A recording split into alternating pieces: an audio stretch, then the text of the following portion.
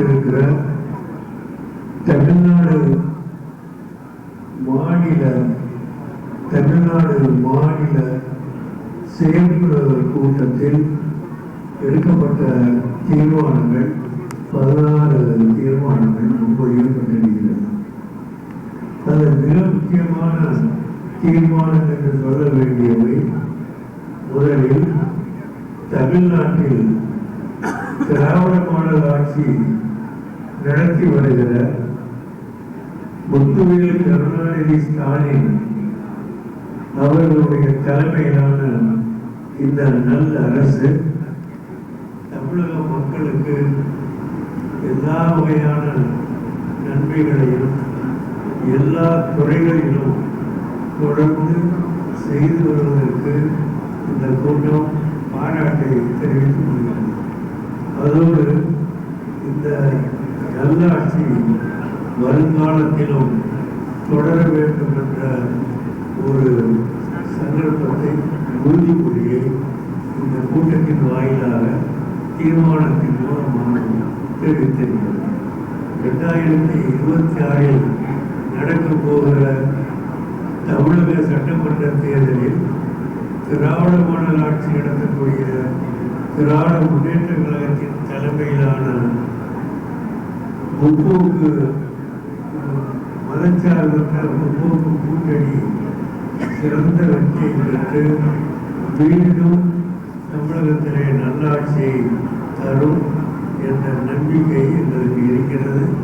அந்த நம்பிக்கையை உறுதிப்படுத்தக்கூடிய வகையில் எங்களுடைய பணிகள் இன்று முதல் தொடங்குகிறது. வரக்கூடிய ஜனவரி 28ஆம் தேதி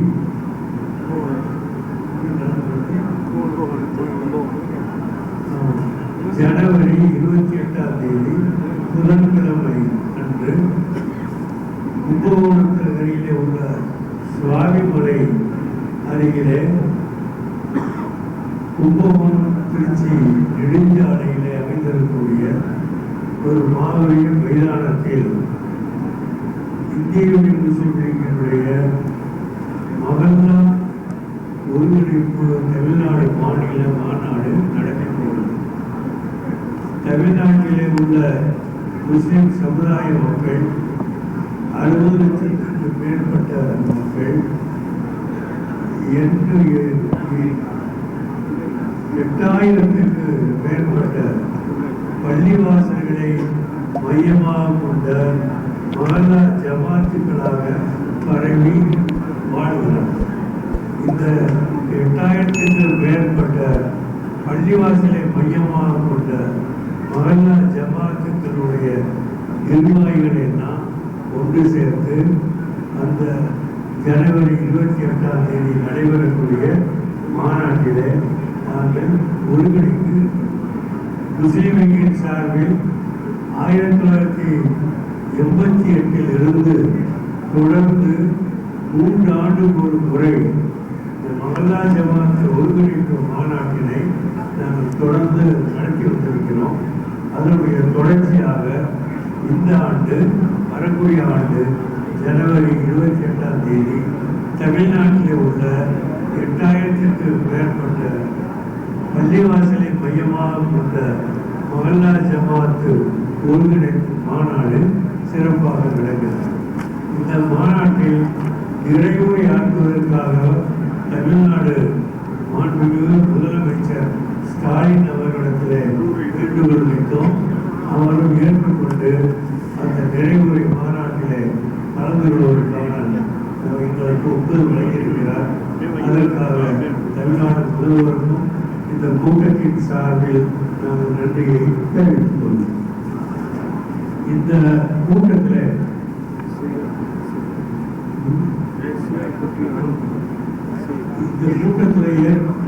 நிறைவேற்றப்பட்டிருக்கிற 16 தீர்மானங்களிலே மிக முக்கியமான ஒரு தீர்மானம், தமிழ்நாட்டில் இன்று மிகப்பெரிய ஒரு பிரச்சனையாக கிளம்பி இருக்கக்கூடியது எஸ்ஐஆர் என்ற பிரச்சனை. இந்த எஸ்ஐஆர் என்பது வாக்காளர் தீவிர திருத்தல் வரைவு தமிழ்நாட்டில் ஏற்பாடு பண்ணிருக்கிறது. இது கேரளாவிலே இது செய்ததை கேரளாவில் உள்ள அரசாங்கமும் அதோடு கேரளா இந்தியன் முஸ்லீம் லீக் கட்சியும் அதை நீதிமன்றத்திற்கு செய்திருக்கிறார். அதே மாதிரி தமிழ்நாட்டிலிருந்து திராவிட முன்னேற்ற கழகமும் உச்ச நீதிமன்றத்திற்கு சென்று இந்த எஸ்ஐஆர் இந்த நேரம் சரியானதல்ல, இது ஒத்தி போட வேண்டும் என்று வழக்கு கொடுத்திருக்கிறார். அதே அடிப்படையில் இந்திய முஸ்லீம் லீகின் சார்பிலும் இதற்கு முன்பு சுப்ரீம் கோர்ட்டில் நாங்கள் வழக்கு கொடுத்திருக்கிறோம். அதோடு கேரள ஹைகோர்ட்டிலும் இந்திய முஸ்லீம் சார்பில் கேரள ஹைகோர்ட்டில் இப்பொழுது வழக்கு தொடுத்திருக்கிறோம். இதனுடைய முக்கிய நோக்கம் என்னென்று சொன்னால், எஸ்ஐஆர் என்கிற அந்த அடிப்படையில் பீகாரிலே நாம் 65 லட்சம் வாக்காளர்கள் அந்த வாக்காளர் பட்டியலிருந்து நீக்கப்பட்டார்கள் என்று பத்திரிகை செய்திகள் எல்லாம் சொல்லுது. அது எந்த அளவுக்கு அது நீக்கப்பட்ட வாக்காளர்கள் திரும்ப இடம்பெற செய்யப்பட்டிருக்கிறார் என்பது கேள்விக்குறியாக இருக்கிறது. அந்த அடிப்படையில் தான் இந்திய தேர்தல் ஆணையம் தமிழ்நாட்டிலே பீகாரில் நடந்த அந்த வாக்காளர் உரிமை என்பது வாழ்க்கை உரிமை, வாழ்வுரிமை. அந்த வாழ்முறையை பறிக்கக்கூடிய அளவுக்கு வாக்காளர் உரிமையை அங்கு பறித்தது ஒரு மிகப்பெரிய பிரச்சனையாக ஆகிவிட்டது. அப்படிப்பட்ட ஒரு பிரச்சனை தமிழகத்திலே வரக்கூடாது என்பதற்காகத்தான் திராவிட முன்னேற்ற கழகம் கோர்ட்டுக்கு சென்றிருக்கிறது. இந்திய யூனியன் முஸ்லீம் லீக் கோர்ட்டுக்கு சென்றிருக்கிறது. கேரள அரசு கோர்ட்டுக்கு சென்றிருக்கிறது. ஹைகோர்ட்டு மட்டுமல்லாமல் உச்ச நீதிமன்றத்திற்கும் சென்றிருக்கிறது. இதெல்லாம் மிக முக்கியமான காரணம். எஸ்ஐஆர் என்கிற அந்த ஒரு திட்டத்தின் அடிப்படையில் இருக்கிற லட்சக்கணக்கான மக்களுடைய வாக்குரிமைகள் வைக்கப்படும் என்ற ஒரு நம்பிக்கை வேரூட்டி மக்கள் மத்தியிலே மிகப்பெரிய குழப்பத்தை ஏற்படுத்துகிற காரணத்தினாலே இந்த எஸ்ஐஆரை ஒத்தி போட வேண்டும்.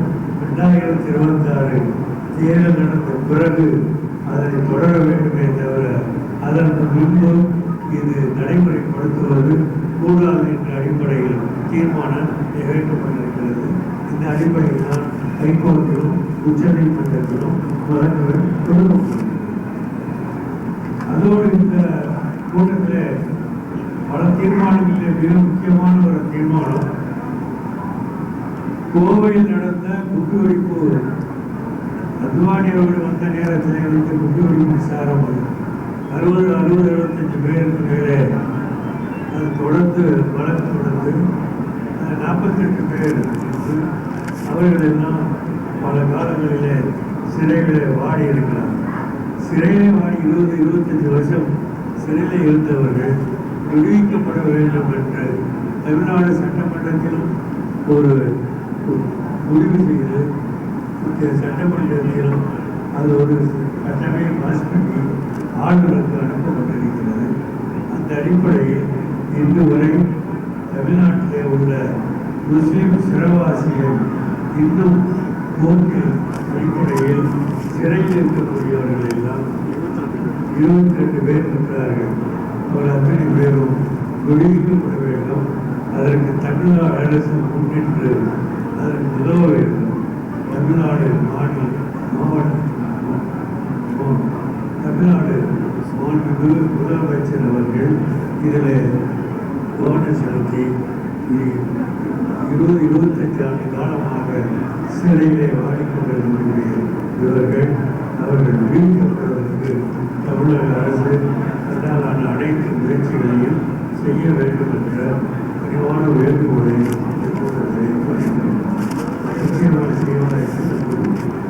அதோடு தமிழ்நாட்டிலே உள்ள 8000க்கு மேற்பட்ட மகல்லா ஜமாத்துக்களில் உள்ள பள்ளிவாசல்கள் தமிழக அரசு சமீபத்தில் கல்லறைகள், தர்காக்கள், கபரஸ்தான்கள் மற்றும் புதைகுழிகள் இவர்களுக்கெல்லாம் அந்த பட்டா கொடுப்போம் என்று தமிழக அரசு அறிவித்திருக்கிறது. அந்த அடிப்படையில் தமிழ்நாட்டிலே பள்ளிவாசல் இருக்கக்கூடிய இடங்களுக்கும் அதே நேரத்தில் முஸ்லீம்கள் அடங்கக்கூடிய கவர்ஸ்தான்களுக்கும் பட்டா இல்லாத இடங்களுக்கு பட்டாக்கள் வழங்கி அதை ஒழுங்குபடுத்த வேண்டும் என்ற ஒரு தீர்மானத்தை நிறைவேற்றியிருக்கிறோம்.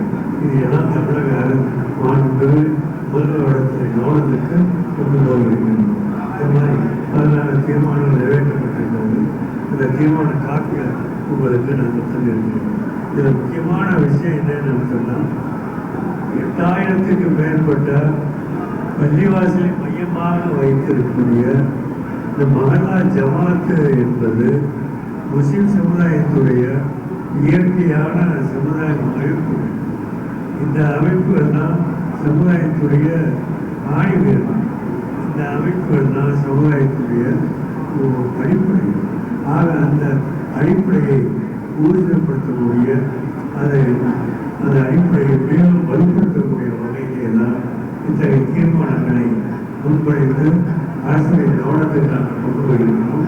நிச்சயமாக தமிழ்நாட்டில் உள்ள திராவிட மாடல் ஆட்சி அரசு, இந்த அரசு எல்லா நன்மைகளையும் தொடர்ந்து செய்திருக்கிறது.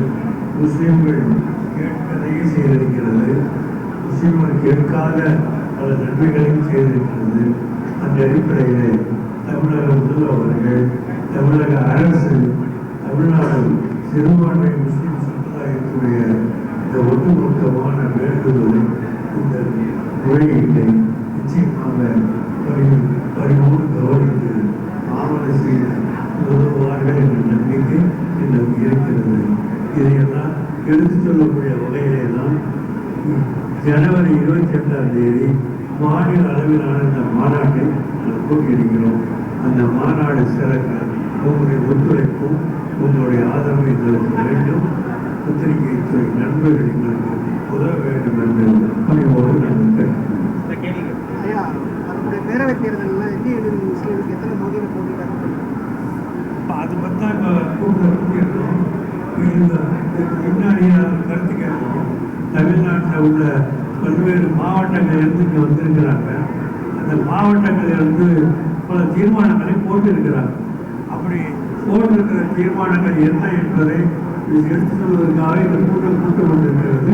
இந்த கூட்ட இறுதியில் தமிழ்நாடு முழுவதும் உள்ள மாவட்டங்களிலிருந்து எந்தெந்த தொகுதிகள் முஸ்லீம் லீகின் சார்பில் கேட்கப்படும் என்பதை நாங்கள் சொல்லுவோம். கூட்டத்துக்கு பிறகுதான் சொல்ல முடியுமே தவிர நடந்து கொண்டிருக்கிறது. இந்த கூட்டத்தில் அது நாங்கள் சொல்லுவோம். தமிழ்நாடு முழுவதும் வந்திருக்கக்கூடிய அந்த செயற்குழு உறுப்பினர்கள் அந்தந்த மாவட்டங்களிலே உள்ள அரசியல் நிலைமைக்கு ஏற்ப பல்வேறு மாவட்டங்களில் தீர்மானங்கள் போட்டிருக்கிறார். எங்களுக்கு இந்த தொகுதி வேணும், இந்த தொகுதி வேணும் என்று தீர்மானங்கள்லாம் போட்டிருக்கிறாங்க. அப்படி போட்டிருக்கிற தீர்மானங்களை ஒன்று சேர்த்து ஒட்டுமொத்தமாக அறிவிக்க இருக்கிறோம். இது கூட்டத்துக்கு பிறகு நிச்சயமாக சொல்வோம். ஆனால் முதல் சென்ற முறை 3 தொகுதியில் நின்று வெற்றி வாய்ப்பை இழந்தது ஒரு மிகப்பெரிய துரஷ்டம் என்று நாங்கள் நினைக்கிறோம். இந்த வருங்காலத்தில் எங்களுக்கு அந்த துரஷ்டம் நிச்சயமாக நடக்காது. குறைஞ்சது 5 தொகுதியாவது நிற்க வேண்டும் என்ற ஒரு ஆசை, ஒரு விருப்பம் சமுதாயத்தில் இருக்கிறது. சமுதாயம் முழுவதும் இதுவரை கலைஞர் காலத்தில் 16 தொகுதிகளையும் நாங்கள் கேட்டோம். சமுதாய மக்களுக்காக வேண்டி அந்த டிவிக்கு உள்ளவர்களும் சரி, எதிர்கட்சியில் உள்ளவர்களும் சரி, கூட்டணி கட்சியில் உள்ளவர்களும் சரி, மொத்தம் 16 தொகுதிகளில் கலைஞர் காலத்தில் எங்களுக்கு தொகுதிகளை பிரித்து கொடுத்திருக்கிறாங்க. அந்த அடிப்படையில் வருங்கால சட்டமன்ற தேர்தலில் தமிழகத்தில் உள்ள சிறுபான்மை முஸ்லீம் சமுதாயத்திற்காக வேண்டி குறைஞ்சது 16 தொகுதிகளாக திமுக உள்ளிட்ட அனைவருக்கும் கொடுக்க வேண்டும் என்ற ஒரு கோரிக்கை சமுதாயத்தில் பரவலாக இருக்கிறது. அதனை நாங்கள் வெளிப்படுத்துவோம். இந்திய முஸ்லீம் லீகை பொறுத்தவரையில் எங்களுக்கு நாங்கள் தொடர்ந்து ஒரு காலத்தில் 8 தொகுதியில் நின்று இருக்கிறோம். 8 தொகுதியில் நின்று 2-3 தொகுதியில் வென்றிருக்கிறோம். பல நேரங்களிலே 5 தொகுதியில் வாங்கி ஒரு தொகுதியில் வந்து நின்றிருக்கிறோம். அந்த அடிப்படையில் குறைஞ்சது 5 தொகுதிகளாவது இந்திய முஸ்லீம் லீக்கு கொடுத்தால் நன்றாக இருக்கும் என்ற கருத்து முஸ்லீம் லீக்கிடத்தில் இருக்கிறது. அது இந்த கூட்டத்தை இறுதியிலே நாங்கள் சொல்லுவோம். பிரதமரோட தமிழகம் வருகை தொடர்ந்து தமிழகத்தை குறிப்பிட்டு வந்துகிட்டு இருக்காரு. தமிழக மக்களுக்கு நிறைய சொல்லிட்டு இருக்காரு. அதனால பீகார் தேர்தல் போல வர தேர்தலும் தமிழகத்தில் அவங்க அதாவது பீகார் தேர்தல் வந்து அது ஓட்டுக்கு 10,000 கொடுத்த தேர்தல். இன்டர்நேஷனல் மானிட்டரி ஃபண்டில் வாங்கின அத்தனை ரூபாயையும் பீகாரில் உள்ள ஒவ்வொரு குடும்ப தலைவிக்கும் 10,000 ரூபாய் பிரித்து கொடுத்துள்ளார்கள். அதுக்கு அந்த கோர்ட்டில் கேஸ் கூட போடுறாங்க. அது வேற விஷயம். பீகாரில் உள்ள நிலைமை பீகாருக்கு உரியது. தமிழ்நாட்டுடைய நிலைமை தமிழ்நாட்டுக்கு உள்ளது. தமிழ்நாட்டுடைய நிலைமை திராவிட மாடல் ஆட்சி நடத்தக்கூடிய தமிழக அரசு மீண்டும் ஆட்சியில் வரும் 7வது முறையாக திராவிட முன்னேற்ற ஆட்சி தமிழகத்தில் நீடிக்கும். மதச்சார்பற்ற முற்போக்கு கூட்டணி தமிழகத்தில் 200க்கும் மேற்பட்ட இடங்களில் வெற்றி பெற்று மீண்டும் ஸ்டாலின் அவர்களை முதல்வராக்குவது என்னுடைய கடமை, என்னுடைய உறுதிப்பாடு. அது எந்த சந்தேகம் கிடையாது. நாங்கள் கூட்டுகிற 8000 மகல்லா ஜமாத் ஒருங்கிணைப்பு மாநாட்டில் இங்கே போட்ட அதே தீர்மானத்தை தான் அங்கு சொல்ல போகிறோம். வரக்கூடிய 26ஆம் தேதி நாட்டில் நடக்கக்கூடிய தமிழ்நாட்டு தேர்தலில் ஜனநாயக மதச்சார்பற்ற முற்போக்கு கூட்டணியுடைய தலைவராக தேடக்கூடிய ஸ்டாலின் அவர்கள் மீண்டும் தமிழகத்துடைய முதல்வராக ஆவதற்கு என்னென்ன நாம் செய்ய வேண்டுமோ அத்தனை நற்காரியங்களை நாங்கள் செய்வோம். இயற்கையின் சமுதாய மக்களுக்கு உணர்த்துவதற்காக தான் இந்த மாநாட்டை கூட்டியிருக்கிறோம். அதை சமுதாய மக்கள் உணர்த்திருக்கிறோம். ஆட்சி அதிகாரத்தில் பங்கு வேணுங்கிற மாதிரியான கோரிக்கைகள்லாம் இருந்திருக்கு. அது தமிழ்நாட்டில் சாத்தியமா? திராவிட முன்னேற்ற கழக ஆட்சி என்பது தமிழ்நாட்டில் உள்ள அனைத்து சமுதாய மக்களுக்கும் முரண்பாடான ஆட்சி. ஒரு முறை பாட்டாளி மக்கள் தலைவர் ராமதாஸ் ஐயா அவர்கள் சொன்னார்கள், திராவிட முன்னேற்ற கழக தலைமையிலான கூட்டணியில் அவர் இருந்த நேரத்தில் கலைஞர் அவர்களை பார்த்து அவர் சொன்னார்கள், கலைஞர் திராவிட முன்னேற்ற கழகத்திற்கு மட்டும் தலைவர் அல்ல, தமிழ்நாட்டில் உள்ள எல்லா சமுதாயங்களுக்கும் அவர்தான் தலைவர் என்று சொல்றது ரெக்கார்டில் இருக்கிறது. அதே ராமதாஸ் ஐயா இருக்கிறார், அவர் சொன்ன அந்த வார்த்தை இருக்கிறது. தமிழ்நாட்டில் உள்ள அனைத்து சமுதாயங்களுக்கும் தலைவர் முத்தமிழறிஞர் கலைஞர் என்று சொன்னது ரெக்கார்டில் இருக்கிறது. அந்த வழிவந்த ஸ்டாலின் அவர்கள், கலைஞர் வழிவந்த ஸ்டாலின் அவர்கள் தந்தை வழியில் செல்லுகிற தலையனாக இருக்கக்கூடிய ஸ்டாலின் அவர்கள் அதே கொள்கையில் இருக்கிறார் என்பதை எந்த சந்தேகம் கிடையாது. தமிழ்நாட்டில் உள்ள அனைத்து சமுதாய மக்களுக்கும் தலைவராக நடத்தக்கூடிய ஒரு தலைவராக ஸ்டாலின் இருக்கிற காரணத்தினாலே அவருடைய ஆட்சி எல்லா சமுதாயத்திற்கும் ரெப்ரசன்டேஷன் பிரதிநிதித்துவம் தரக்கூடிய ஆட்சியாக இருக்கும். எந்த ஒரு சமுதாயமும் இந்த ஆட்சியில் பிரதிநிதித்துவம் இல்லை என்று சொல்லாத வாதற்கு இப்பொழுது இருக்கிறது. அது ஒரு வருங்காலத்தில் இருக்கும் என்ற நம்பிக்கை எங்களுக்கு.